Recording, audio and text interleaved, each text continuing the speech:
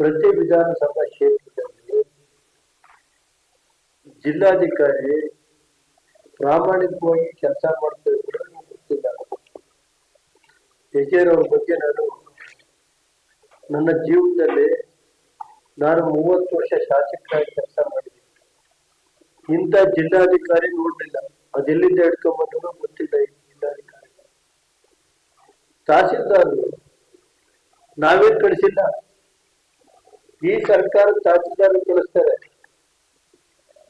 ಉದಾಹರಣೆಗೆ ಮಳಲಿ ಪಂಚಾಯತಿನಲ್ಲಿ ತಹಸೀಲ್ದಾರ್ ಕಳಿಸಿ ಅಲ್ಲಿಂದ ರಿಸರ್ವೇಶನ್ ಎಲ್ಲ ನೋಡ್ಕೊಂಡು ಕಳಿಸಿದ್ಮೇಲೆ 6 ಚೇಂಜಸ್ ಮಾಡ್ತಾರೆ. ತಹಸೀಲ್ದಾರ್ ಕಳಿಸಿರೋದು, ನಾನು ಕಳಿಸಿಲ್ಲ. ಅದು ಗೊತ್ತಾಯ್ತಾ?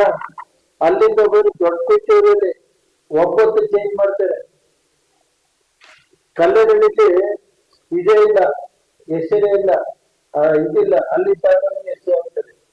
ಆಮೇಲೆ ಅದಾಯ್ತಲ್ಲ 9 ಚೇಂಜು ದೊಡ್ಡ ಕುಂಚು.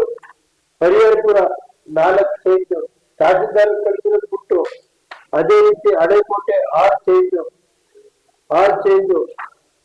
ಅಂಗರಳ್ಳಿ 5 ಚೇಂಜು. ಮತ್ತೆ ವಡ್ರಪಾಳ್ಯ ಒಂದು ಪಂಚಾಯತಿ ಅಂತ ಹೇಳೋದು ತಹಸೀಲ್ದಾರ್ ಕಳಿಸಿರೋದು ಬಿಟ್ಟು 4 ಚೇಂಜು. ಅವಕ್ಕೆ ಎಲ್ಲಿ ನಮ್ಗೆ ಇದಿದೆ ವೋಟರ್ಸ್ ನಮ್ಮ ಪಾರ್ಟಿ ಜಾಸ್ತಿ ಎಲ್ಲ ಚೇಂಜ್ ಮಾಡಿ ಹೇಳಿ. ಭಾಗ್ಯವಾದ 8 ಚೇಂಜು. ಆಮೇಲೆ ಇದು ಕೋಡಿಯಲ್ಲಿ 5 ಚೇಂಜು. ಮತ್ತೆ ಅದೇ ರೀತಿ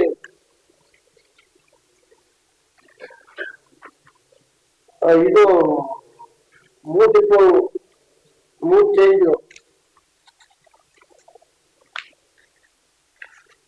ಆಮೇಲೆ ಮಲ್ಲಪ್ಪಳ್ಳಿ 6 ಚೇಂಜು. ಇದು ಐದರಲ್ಲಿ 7 ಚೇಂಜು. ಸಂಕ್ರಲ್ಲಿ 3 ಚೇಂಜು. ಮಾರ್ಗೋಡ್ರಲ್ಲಿ 4 ಚೇಂಜು.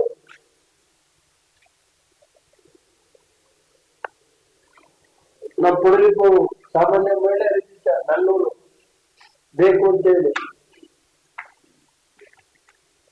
ದೊಡ್ಡಗೆರೆ 3 ಎಸ್ಸಿಗಳು, ಎಸ್ಸಿ ರೆಡಿ ಎಸ್ಟಿ. ಪಟೇಶ್ವರ 3. ದೊಡ್ಡಪೇಟೆಯಲ್ಲಿ 4 ಚೇಂಜು. ಬೂರಲ್ಲಿ 4 ಚೇಂಜು. ಆಮೇಲೆ Tatalli 9 change. Doddakaluru 7 change. Chaudur 11 change.